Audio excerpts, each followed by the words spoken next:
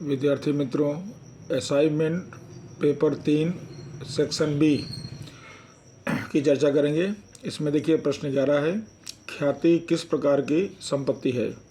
इसका उत्तर होगा, ख्याति व्यवसाय की बाजार में प्रतिष्ठा मूल्य दर्शाने वाली अदृश्य संपत्ति है। तो इसका आपका सही आंसर ऐसे है, अदृश्य संपत्ति है और बाजार में प्रतिष्ठा मूल्य रखने वाली ऐसी अदृश्य संपत्ति को ख्याति कहते हैं।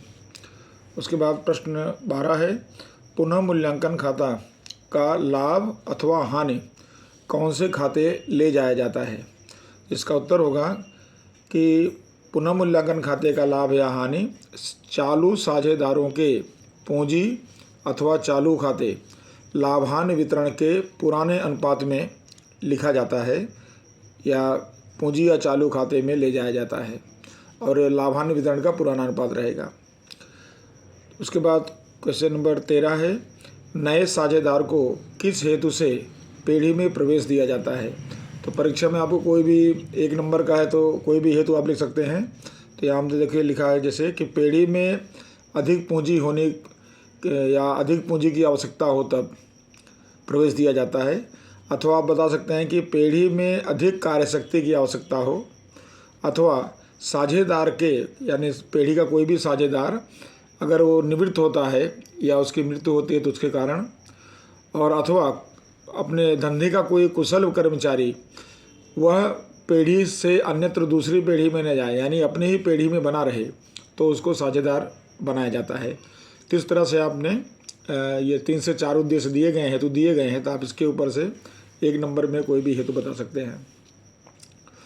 फिर है प्रश्न 14, शेयर जब्ती अर्थात क्या। तो आप इसका उत्तर देंगे कि यदि शेयर होल्डर द्वारा शेयर पर आवंटन या हफ्ते की रकम निश्चित समय मर्यादा में कंपनी को न चुकाया जाए तो कंपनी योग्य कार्रवाई करके शेयर पर भरी गई रकम जब्त करती है। जैसे कि अगर मान लो कोई शेयर होल्डर है और उसने अंतिम माह की रकम नहीं भरा, मान लो 5 रुपया नहीं भरा और उसने आवेदन और आवंटन का 5 रुपया भर दिया है, तो कंपनी वो 5 रुपया जो भरी उसको जब्त कर लेती है, तो भरी गई रकम को जब्त करती है, तो उसे क्या कहते हैं, शेयर जब्ती कहते हैं। तो शेयर जब्ती की परिभाषा हो गई।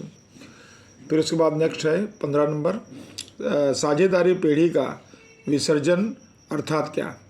तो साझेदारी पेढ़ी का विसर्जन के लिए आप बताएंगे कि कानून की दृष्टि से पेढ़ी का अस्तित्व हमेशा के लिए समाप्त हो जाए तो उसे साझेदारी पेढ़ी का विसर्जन कहते हैं। यहाँ पर आपको अस्तित्व पेढ़ी का समाप्त हो गया ऐसा बताना होगा। यहाँ पर आप देखना कि ये प्रश्न नंबर 14 और प्रश्न 15, तो ये जो है 14वें क्रमांक में आता है, ये 15 पे आता है। तो यानी आपको इस तरह से आप तैयार करना है, चैप्टर तो फिक्स है, उसी में से आना है। उसके बाद है नेक्स्ट 16 नंबर, डिबेंचर बट्टा अर्थात क्या। तो कंपनी अपने डिबेंचर को दार्शनिक कीमत की अपेक्षा कम कीमत पर, तो दार्शनिक कीमत से कम कीमत पर प्रकाशित करे तो प्राप्त हुई रकम, जितनी रकम कम हुई है, कम प्राप्त हुई है, उस रकम को डिबेंचर बट्टा कहते हैं। 17 में है कि समय के आधार पर वित्तीय विश्लेषण के प्रकार बताओ। अब यहाँ पर आपको समय के आधार पर बताना है, तो समय के आधार पर वित्तीय विश्लेषण के प्रकार पूछा गया है। तो इसमें आपको 2 प्रकार बताना है। नंबर 1 दीर्घकालीन विश्लेषण और दूसरा है अल्पकालीन विश्लेषण समय के आधार पर। 18 नंबर प्रश्न है, वित्तीय खर्च का एक उदाहरण दीजिए। तो वित्तीय खर्च में जैसे ब्याज चुकाना या ब्याज का खर्च, ये वित्तीय खर्च का उदाहरण है। उसके बाद प्रश्न नंबर 19 है, ब्याज आवरण गुणोत्तर अधिक अच्छा है या कम अच्छा है।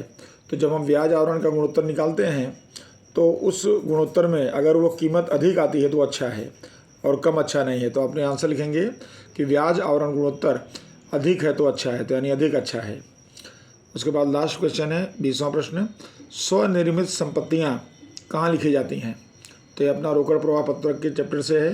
तो स्वनिर्मित संपत्तियां विनियोग प्रवृत्ति में रोकड़ जावक प्रवाह, क्योंकि संपत्ति का निर्माण करना, संपत्ति बसाना, तो रोकड़ जावक, तो रोकड़ जावक प्रवाह प्रवृत्ति के रूप में लिखी जाती है।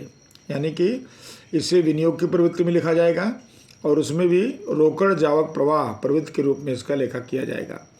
तो इस तरह से आप देखें कि प्रश्न 1 से लेकर 20 तक कि आपका 11 से 20 तक ये एक वाक्य में उत्तर कंप्लीट होता है। और इसके बाद अब नेक्स्ट जो है अगला पेपर नंबर 4 के साथ मिलेंगे। नमस्कार।